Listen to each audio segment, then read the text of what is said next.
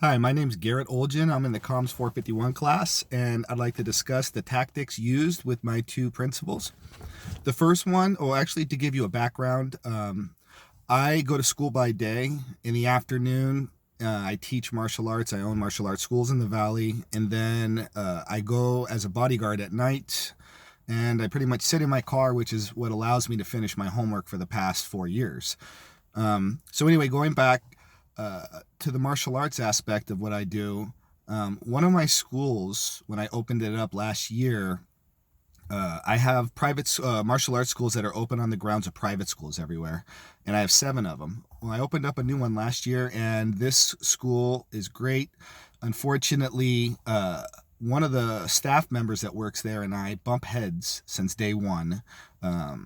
It's a secretary, and we ended up disagreeing with everything that went on that day, and then it's just been a downward slope.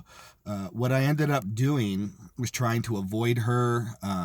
It turned out that she was being mistreated by her own school and ended up looking to take it out on others, hence the pecking order.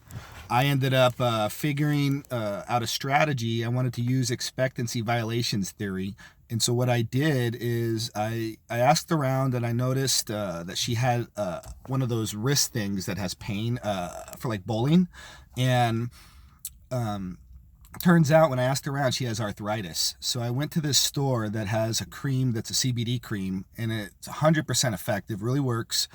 And instead of coming in and avoiding her or giving her the stink eye, I walked in and I was polite, biting my tongue, and I said, "Hey, I'd like to help you out. This stuff works wonders." And I even had a step process where I was going to go in increments to try to see if I could use reciprocity in some which way and, get her to feel that she's obligated to be nice back to me or do something. But the first time out, turned out that cream, just the fact that I even acknowledged her in a nice way, made her completely switch from being rude, disrespectful, to being somebody who wanted to know about my day. And what we ended up doing, we ended up going out and getting a coffee since then. She's a really nice person. Yeah, we had a good time. Going on to the second one, this one was a lot more difficult. This was for my son Gavin, and I'll go into full detail for this. But I made a promise with my son 4 years ago that I would be on borrowed time, because in order for me to go to college, I would have to take a full-time job just to do the hours, because taking 5 classes, you need to put in about 20 hours of study time. You can't do that at home with kids. If you're a parent, you believe me, you know.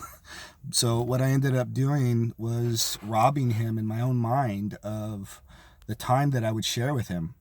We had a really close bond, and within those 4 years, I averaged 14-hour days. I work 7 days a week. I even have a private studio at my house.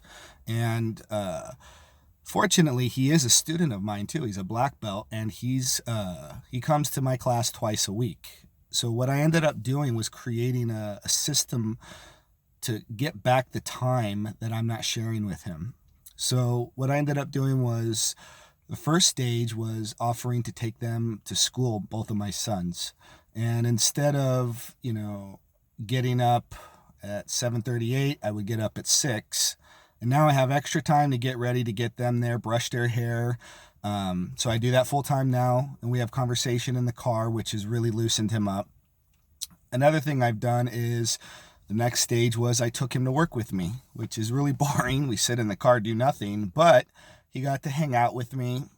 The first night I noticed that he had a lot of conversation. He had a lot of questions. He wanted to talk to me about what it is I've been doing, how school, all these different things. And then about a week later, I invited him out again, and we kind of rekindled. It came all the way back, and it circled right back to how we were a few years ago. He just laid on my lap and watched a movie and fell asleep on me. And I'm really proud that I'm almost done with school this semester so that I could actually sleep in an hour.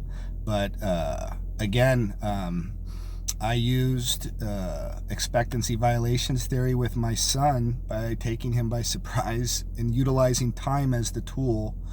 And let me tell all of you, time is a very precious thing. Definitely don't waste it. Thank you very much. This has been an amazing course. Thank you for letting this be one of my final classes, and I look forward to commenting on some of you. Have a great one.